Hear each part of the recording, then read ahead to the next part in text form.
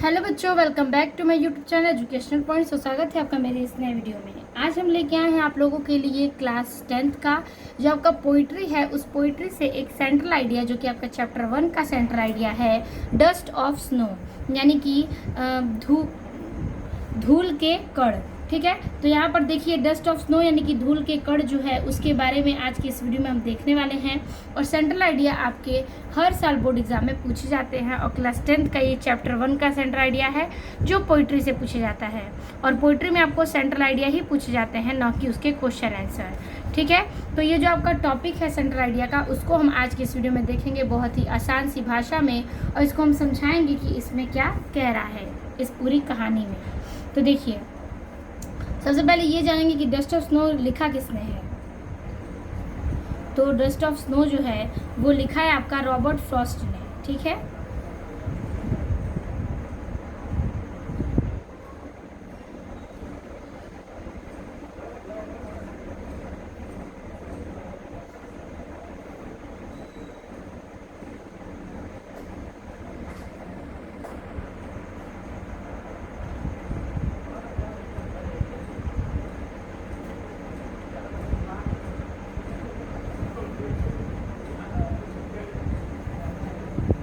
तो इसके कहने का तात्पर्य है यानी कि dust of snow is a beautiful short poem written by Robert Frost. तो याद रखिएगा इसकी जो लेखक है वो कौन है, रॉबर्ट फ्रॉस्ट है। तो dust of snow Robert Frost द्वारा लिखी गई एक सुंदर और छोटी सी कविता है।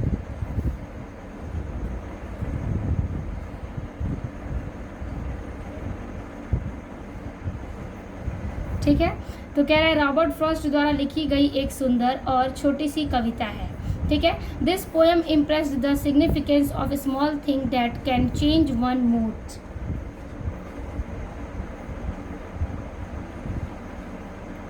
तो चेंज ऑफ ए मूड, यह कविता उन छोटी छोटी चीज़ों को के महत्व को दर्शाती है।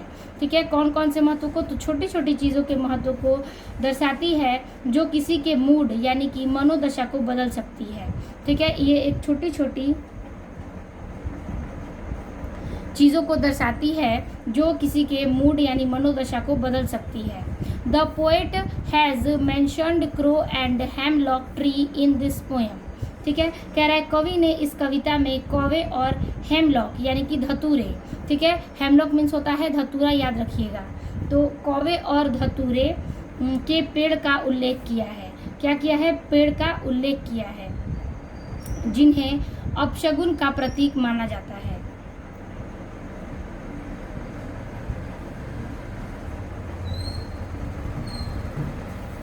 तो यहाँ पर कह रहा है इसमें कि जो कवि हैं, इस कविता में जो कवि हैं वो कौवे और हेमलॉक यानी कि धतूरे के पेड़ का उल्लेख करते हैं। और ये दोनों क्या होते हैं कि जिन्हें अपशगुन भी माना जाता है। ठीक है, जिन्हें हम अपशगुन मानते हैं उन चीज़ों का ये उल्लेख इस कविता में करते हैं।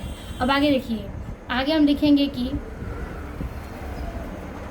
आगे होना है कि the poet describes the dark, depressive and bitter side of nature to present his similar mood, but ठीक है, यहाँ तक देखिए, मूड तक। This poet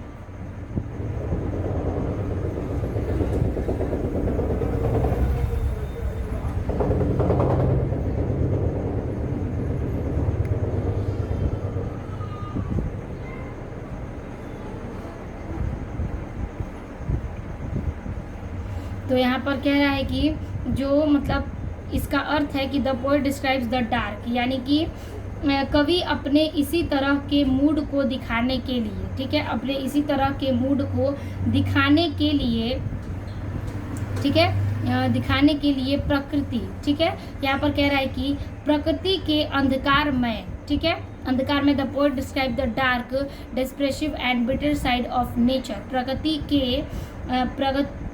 के अंधकारमय और डिस्प्रेसिव यानी कि निराशाजनक और बिटर साइड यानी कि कड़वे पक्ष का वर्णन करते हैं। ठीक है, क्या करते हैं, का वर्णन करते हैं। But when the crow shocked the hemlock tree and snow particles fell on the poet, लेकिन जब कौवे ने हेमलॉक के पेड़ को हिलाया, ठीक है, धतूरे के पेड़ को हिलाया जब कौवे ने, तो बर्फ के कण कवि पर गिरे। ठीक है, बर्फ के क्या कण क्या होते हैं, कवि पर गिरने लगते हैं।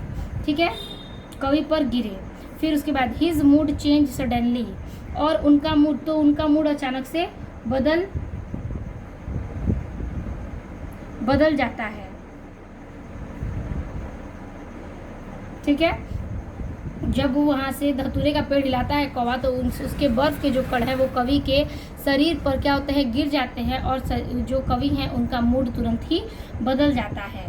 ठीक है, थ्रू दिस पोयम, यानी कि इस कविता के माध्यम से वी गॉट ए मैसेज, ठीक है, हमें यह संदेश मिलता है कि that we should hope for the best even in the worst of situations. ठीक है, इस कविता के माध्यम से हमें यह संदेश मिलता है कि हमें बेहतर से बेहतर परिस्थितियों में ही अच्छी उम्मीद रखना चाहिए, यानी कि बेहतर और बदतर से बदतर बुरी चीज़ों की परिस्थितियों में हमें अच्छी उम्मीदें रखनी चाहिए। ठीक है, तो यहाँ पर कह रहा है इसमें कि इस चीज़ों में हमें अच्छी चीज़ों को देखना चाहिए, समझना चाहिए। तो जो कवि हैं वो इस कविता से ये दर्शाते हैं कि किस प्रकार से हम किसी चीज़ को अपशगुन मानते हैं, लेकिन वो अपशगुन प्रतीत नहीं होता है, वो हमारे लिए कभी कभी अच्छा भी प्रतीत हो जाता है। तो इन चीज़ों को कवि समझाते हैं और कहते हैं कि जो चीज़ें दूसरों के लिए अपशगुन है वो मेरे लिए क्या हो गया, मेरा मूड बन गया, उससे मेरी मनोदशा शांत हो गई, ठीक हो गई। तो ये चीज़ें क्या हैं, धूल के कणों के बारे में इस कविता में कवि ने पूरा वर्णन किया है कि किस प्रकार से एक सुंदर सी ये कविता है जिसको रॉबर्ट फ्रॉस्ट ने लिखा है। और कई चीज़ें जो है उनका मूड जो कि है छोटी छोटी चीज़ों पर बदलता रहता है लोगों का मूड। तो कवि एक कौवे और धतूरे के पेड़ के लिए ये सारी बातें करते हैं। और क्या होता है, कई लोग इसको अंधविश्वास अपशगुन के रूप में मानते हैं। ठीक है, अपशगुन मानते हैं। तो कवि इस अंधकारमय और निश्चय चीज़ों को बताते हैं और उनके अलग पक्ष से और प्रकृति की देन से देखते हैं कि ये सारी चीज़ें क्या हैं। ये सारी चीज़ें एक हम अगर समान माध्यम से देखते हैं तो हमारे मूड को बदलता है।